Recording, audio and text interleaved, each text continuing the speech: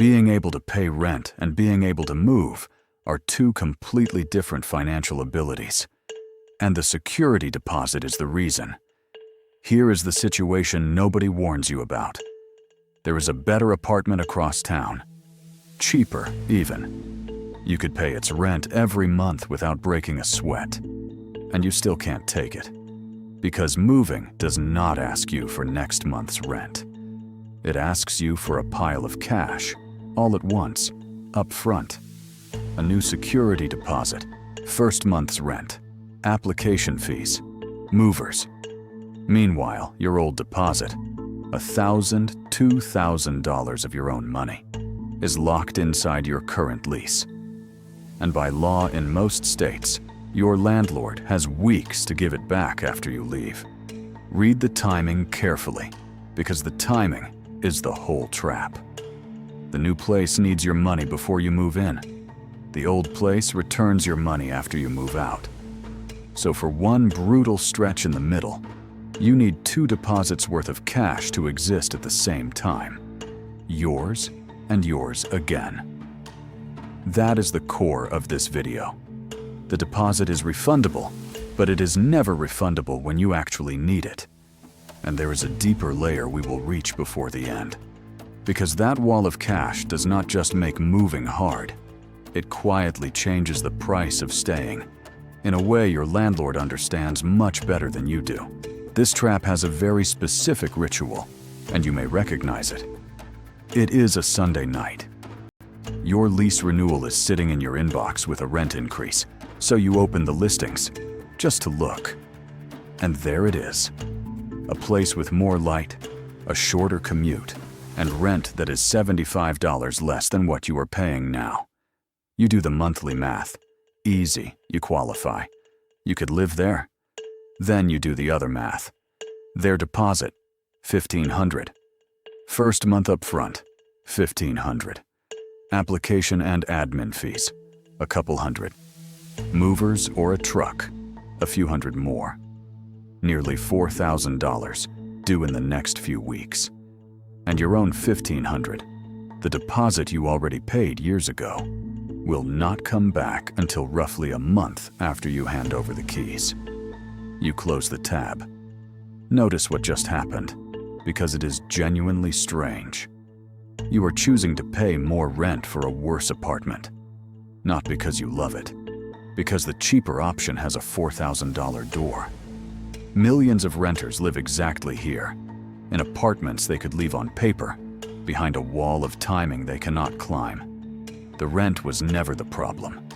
The problem is that your money is standing in the wrong place at the wrong moment. Here is the belief that makes the whole system feel harmless.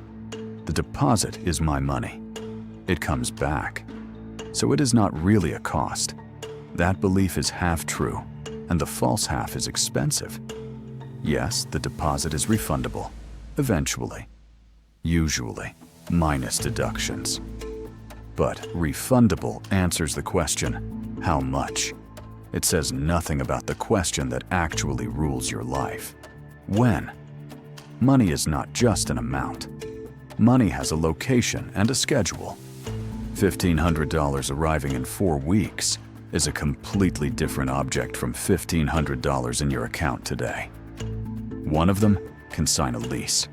The other one is a promise in an envelope. And the refund itself is softer than it looks. Ask any longtime renter about move-out deductions, the cleaning fee, the repainting charge, the mysterious damages line. Disputes over deposit deductions are among the most common landlord-tenant conflicts in the country. So the money is refundable in theory, delayed by law, and shaved down in practice. Now add the part almost nobody prices in. You have already been assuming the full deposit comes back. Your moving budget depends on a number you do not control, on a schedule you do not control, judged by the person you are leaving. The deposit was sold to you as a guarantee for the landlord. Nobody mentions it also functions as a leash for you. Let's build the wall piece by piece, so you can see exactly what moving costs before your old money returns.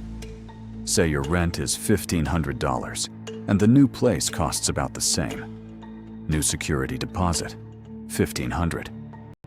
First month's rent, another $1,500. Application fees, credit checks, admin charges, often $100 or $200. A moving truck or movers, several hundred more. Some buildings also want the last month up front, which throws another $1,500 onto the pile. So the door to the new apartment costs somewhere between $3,500 and $5,000 in cash. Now, the other side of the ledger. Your old deposit, the money that is supposed to soften this, arrives on the landlord's legal schedule, not yours. Depending on the state, that is commonly 2 weeks to a month or more after move-out.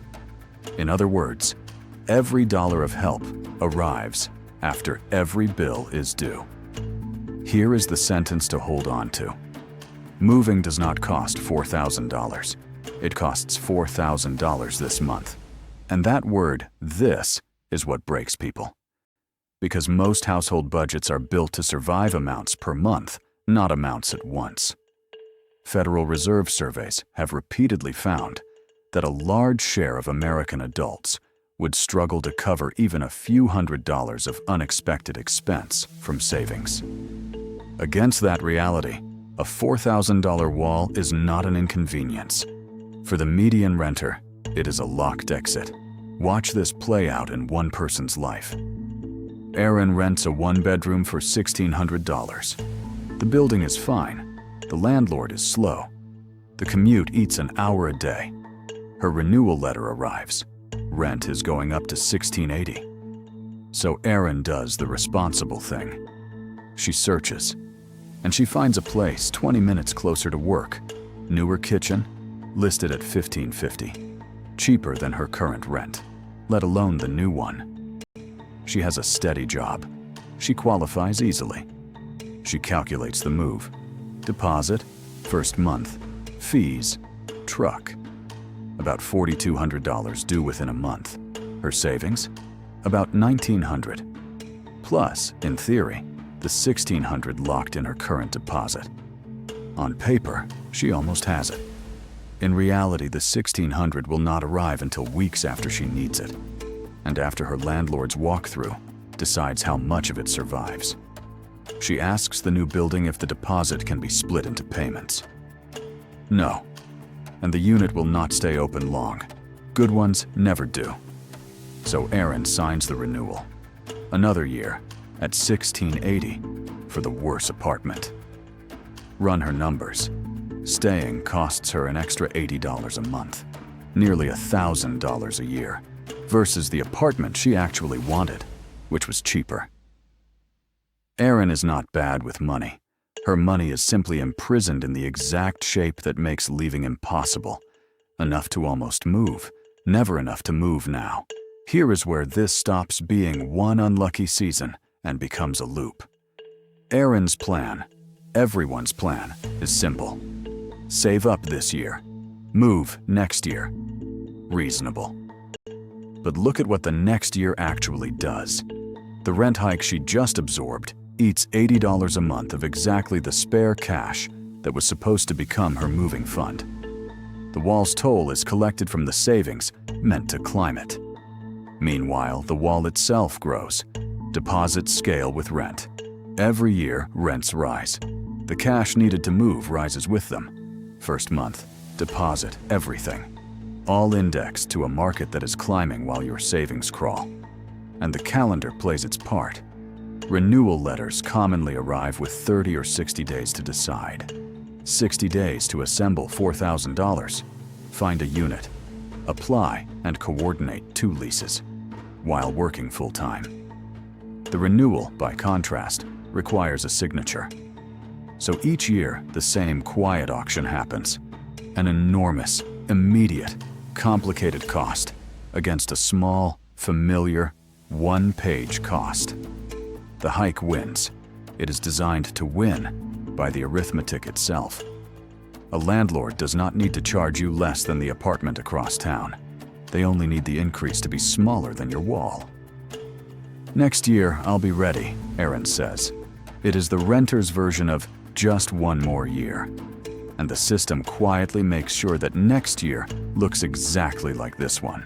Now for the reframe that changes how you see that money. We talk about deposits as if they were parked, sitting in some account, sleeping, waiting for you. But an interest-free loan that you made to your landlord that can only be recalled by paying a $4,000 exit toll is not sleeping. It is doing a job. Think about what a renter's power actually is. You cannot set the rent. You cannot stop the hikes. Your one real power in this entire relationship is the ability to leave. The fact that, in a working market, your landlord has to compete for you. Now ask, where is that power stored? It is stored in your ability to pay for a move, which means a huge piece of it is stored inside the deposit itself, held by the other side of the negotiation. Say it plainly, your deposit is not being held. Your options are. This is the difference between refundable and liquid. Refundable means the money is yours in the end. Liquid means the money can act for you right now.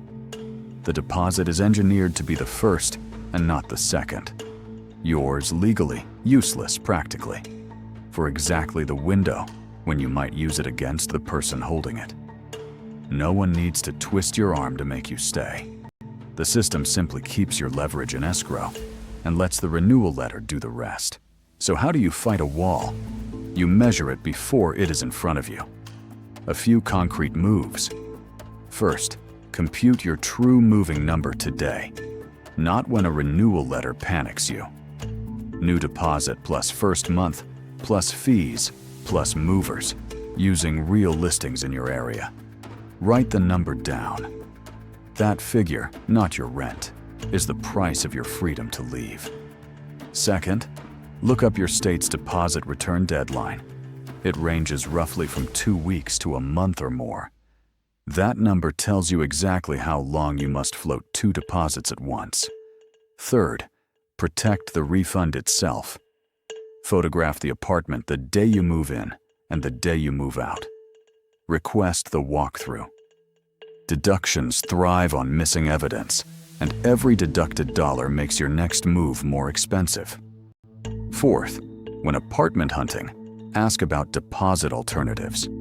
A growing number of buildings accept small monthly fees or deposit insurance instead of a lump sum. These have real trade-offs.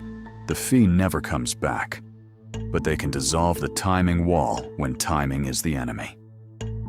Fifth, and this is the quiet one, rename your savings. Not emergency fund, which feels untouchable, but a mobility fund. One move's worth of cash, ring-fenced. Because here is the test that reveals everything. At renewal time, compare the yearly cost of the hike against your moving number. If the increase costs more over the lease than the move does, the math has flipped, and only people who know their number ever notice the flip. Time to close the loop from the beginning, what the wall does to the price of staying. Rental markets are supposed to discipline landlords. If they charge too much or fix too little, tenants leave. That threat is the entire mechanism keeping rent honest. But the threat only works if leaving is possible. And we have just spent 15 minutes proving that for the median renter, the one Federal Reserve surveys describe, the one without 4,000 spare dollars, leaving is not really possible on any given month, which means the discipline is off. Not everywhere, not for everyone, for the trapped, specifically. Here is the mechanism at its sharpest. Your landlord does not price your renewal against the market. They price it against your wall. The apartment across town charging less does not matter because you cannot reach it. The only question that matters is whether this year's increase is smaller than your cost of escape. That is why renewal increases so often land in that strange zone. Big enough to sting, small enough that moving stings more. That zone is not an accident. It is the shape of the wall, traced in ink. And notice who built the wall. Your own money is a load-bearing part of it. The deposit you paid on day one, meant to protect the landlord from you, spends the whole lease protecting the landlord from your departure. The landlord is not holding your money. They are holding your ability to say no. That is the real transaction, and it was never written in the lease. So here is the way to see renting clearly from now on. Every apartment has two prices: the rent, the number on the listing, the one everyone compares, and the exit, the cash it will take to ever leave. We interrogate the first price and completely ignore the second. Then the second one quietly decides how many rent hikes we absorb, how long we commute, how many better apartments we close the tab on. The renters who stay trapped are not the ones who chose a bad apartment. They are the ones who only priced the entrance.